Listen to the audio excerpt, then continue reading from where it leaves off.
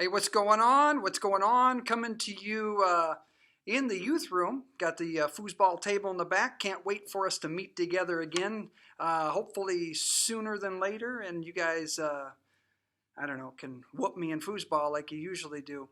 I wanted to share something with you tonight. If you're like me, you've struggled at times in your life. Just struggled with the feelings of inadequacy. I think. We've all struggled with that. Every single person at one time or another. Just that feeling of not being good enough, not having what it takes, low self-esteem, whatever it's packaged as. Just where we're just believing the wrong thing, or we're believing what somebody else said about us, or maybe we're watching or reading just the wrong things. It's like the saying, garbage in, garbage out. It just is what it is. Or just believing the devil's lies. When we're feeling inadequate or not good enough, or we don't have what it takes, he is pretty quick at jumping in and helping us feel even more worse, if I could say it that way, or even more.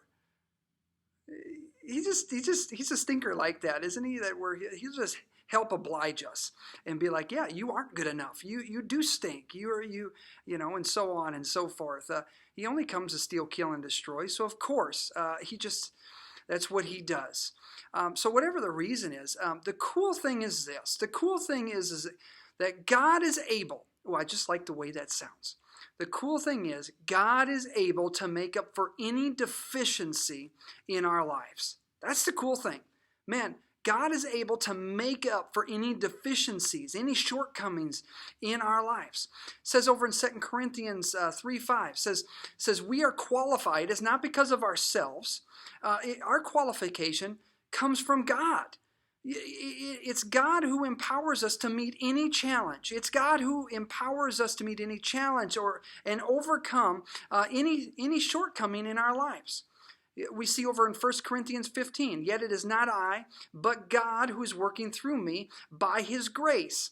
Or 2 Corinthians 12 says, my grace is all you need. My power works best in your weakness. Man, it is so cool. Man, so when those times or situations or feelings pop up, and they're going to, where we just feel like we don't have what it takes, we got to remember this, especially in those times. We got to remember that as a Christian, man, we have been risen with Christ to a new life. Man, it's Easter time, isn't it? Perfect time for something like this. Man, because of Jesus' work at the cross and his resurrection from the dead, man, it's through Christ you have what it takes. So I encourage you in this. I encourage you to, focus on the spiritual reality that God is the all-sufficient one. That God can transform unsuccessful people into conquerors who are destined for success. Says over in Romans 8:37, says overwhelming victory is ours through Christ who loved us. Man, it reminds me of, an example would be Moses. Man, Moses comes to mind where God was wanting to use him in a big way. But Moses, like many of us, comes up with reasons why he can't. He's like, man, I'm not good enough. I've got a stutter. I don't have what it takes. Sound familiar?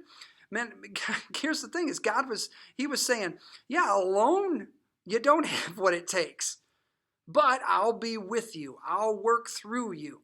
And so here's our part though. We've always got a part to play is if we choose, got to do this first. If we choose to read our Bible, get in the Word, if I can say it that way. If we choose to read our Bible, believe what it says, do what it says. If I can say it this way, walk out what it's telling, what it says. Then here's the thing. Here's the result. God will be able to change your life. We got to get in the Word. We got to believe it, and we got to do it.